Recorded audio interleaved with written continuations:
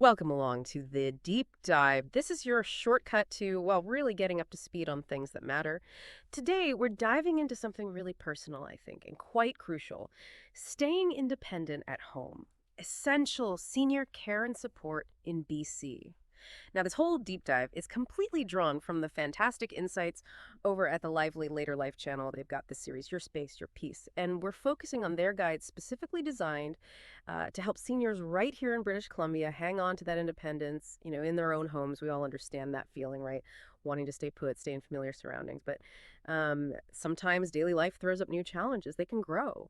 So our mission today is really to unpack how getting the right support, it isn't about giving up control at all. It's actually a smart, proactive way to make independent living work, making things safer, and honestly bringing some real peace of mind. That's exactly it. It's Yeah. crucial to see support not as a sign you're losing ground.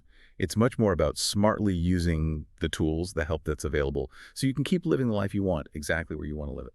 Okay, so let's really dig into that core idea then. Forget just the practical side for a moment. Why is home support so vital? What's really at the heart of it for seniors? Well, at its core, it's really about preserving your quality of life, your dignity, and that independence we all value so much. I mean, think about it. It lets you stay in the place you know best, with your routines, your memories, your neighbors, those social ties that are just so important for feeling good. It helps you avoid that huge upheaval, the stress that comes with having to move out of your home. That makes so much sense. The idea of leaving a place you've lived in for years, losing that deep feeling of home, it must be incredibly daunting for people. I can only guess at the emotional impact. Well, it's massive. And besides that emotional comfort, there's the very real benefit of better safety, better well-being overall. Just having help with daily tasks, personal care, it can significantly cut down the risk of accidents, especially falls, which are a major worry.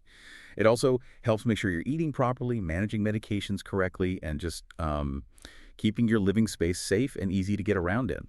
And, for both you and your family, it can really lower stress levels. Knowing there's reliable support, it eases that constant worry about what might happen next.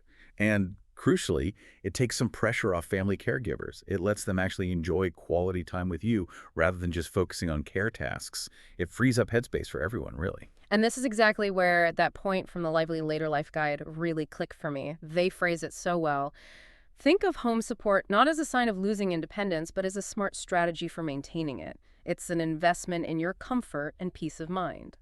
Because a lot of people feel that initial resistance, don't they? Like asking for help is, I don't know, a step back or admitting you can't cope. Oh, absolutely. It's a very common mental hurdle.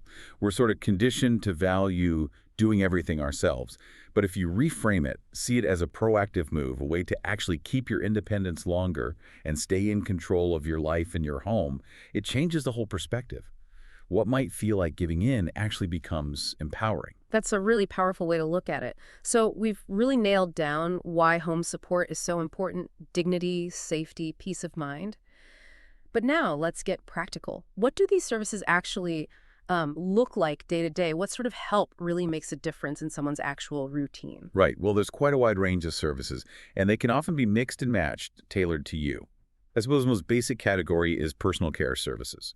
This is hands-on help with what experts call activities of daily living, ADLs. So things like help with bathing, getting dressed, grooming, using the toilet, and even just moving around safely, like getting out of bed or a chair. It might also include things like medication reminders, maybe some light meal prep. It's all about comfort and keeping that sense of dignity. Okay, so that's the sort of foundational everyday help. What if someone needs something a bit more specialized, maybe medical attention? Right. That's where skilled home health care fits in. This involves nurses and various therapists coming to you. These are licensed professionals visiting your home. So you might have registered nurses for, say, wound care, injections, or monitoring a health condition. Or you could have physical therapists to help with mobility and exercises, maybe occupational therapists looking at ways to adapt your home to make tasks easier, or even speech therapists. It's basically bringing those health services right into your living room. Health professionals actually coming to your home, that must be a massive help and probably quite comforting too. And what about just the general upkeep, keeping the house going? That can definitely become tough. It really can. And that's covered under household and maintenance support. This includes things like light housekeeping, laundry, dusting, maybe vacuuming, but also really important tasks like planning and cooking meals, getting groceries, maybe even small home repairs, or some help with the garden. Some services even help with pet care, which, let's face it, for many people is absolutely essential for their well-being at home. Pet care. That's a lovely touch. It shows a real understanding of what makes a home feel like home. And just getting out, that often becomes tricky. Exactly. And for that, there are transportation services. Getting to doctor's appointments or the shops or social things, it can get harder. Hmm. So lots of services offer assisted transport. Right. They make sure you get where you need to be safely and comfortably. Could be volunteer drivers, could be special accessible vans. It really helps you stay part of things. And then there's this last area, which I think sometimes gets overlooked, but it's just so important for feeling good overall, that social and emotional side. Loneliness can be a real issue. It certainly can. And social and emotional support is incredibly important for tackling that loneliness and isolation. This might mean companion services, someone popping in for a chat, a cup of tea, maybe sharing a hobby.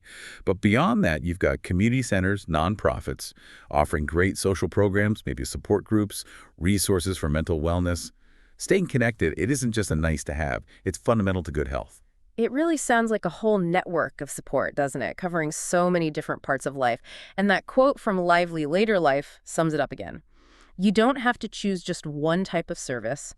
Often the best plan is a mix of different supports tailored to your evolving needs. That adaptability must be incredibly helpful for people. It really is. It means the support can change as your needs or your preferences change. It allows for a truly personalized approach, not some kind of one-size-fits-all package. Okay, so we've talked about the what's and the why. But for a lot of folks, the biggest question is often just how. How do you find this help? Especially here in BC, trying to figure out the system can feel, well, a bit overwhelming. Where do you even start? That's the million-dollar question, isn't it? Knowing where to knock first is key.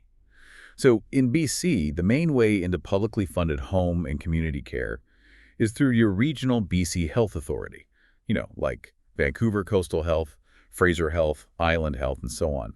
Usually you'll need an assessment first. A case manager or another health professional will talk with you to figure out what you're eligible for and what your needs are. It's important to know these public services often depend on your income, or there might be a copayment involved. The best first step, call HealthLink BC, that's 811, or just contact your local health authority directly and ask about getting assessed for home support. Right, 811. That sounds like the crucial starting point, good to remember. But what if someone needs help more quickly, or maybe something very specific that isn't covered? Okay, in that case, you'd probably look into private pay services. There are many private companies offering home care. They often have more flexibility, and you can usually get services started much faster.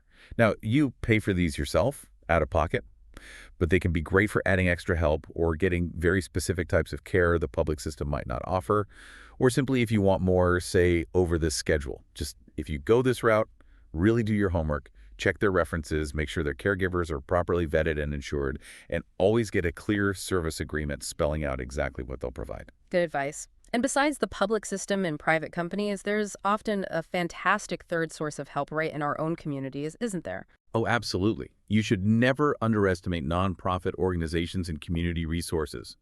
Groups like the United Way BC, local senior centers, faith groups, volunteer organizations, they offer so much support, often at very low cost, or sometimes even free.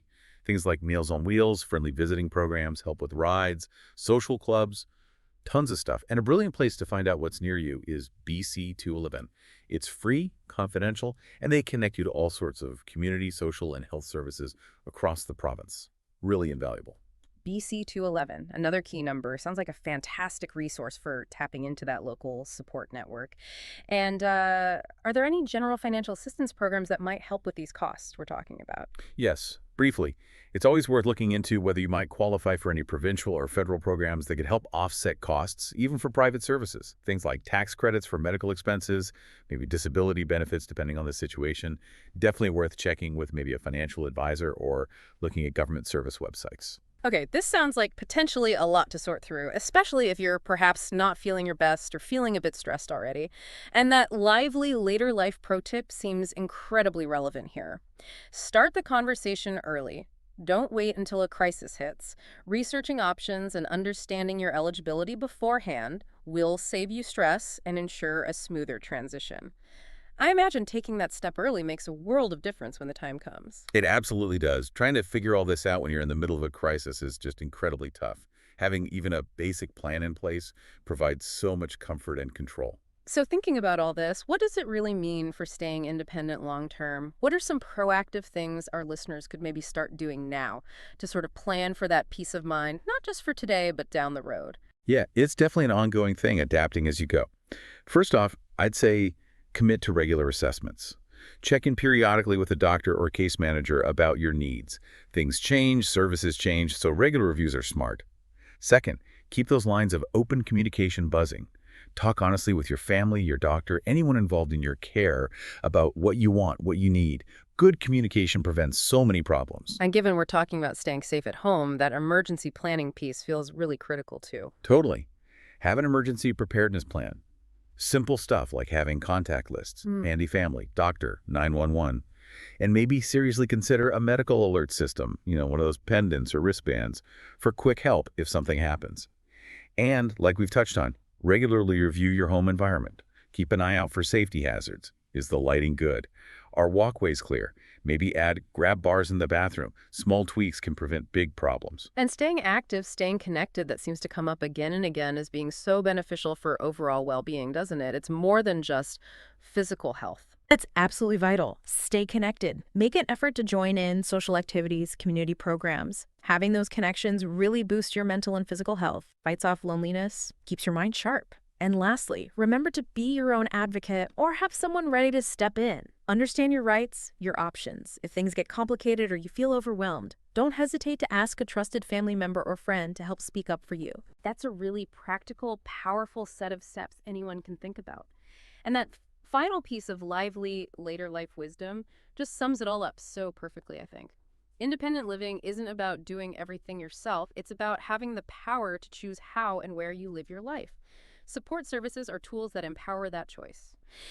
And there we have it. We've taken a good look today at the really valuable world of home care and support services here in British Columbia.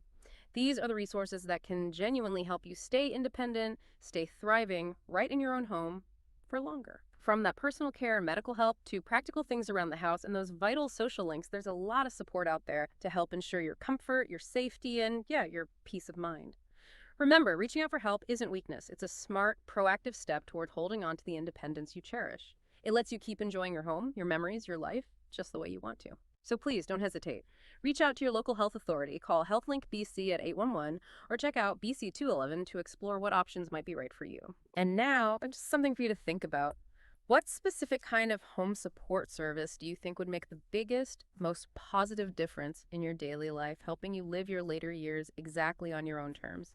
If you found this deep dive useful, please do think about subscribing to the Lively Later Life channel. Make sure you hit that notification bell too so you won't miss any future insights in their Your Space, Your Pieces series. They'll keep bringing you practical advice and wisdom to really enhance your golden years. That's right. Live well, stay supported, and absolutely cherish that independence.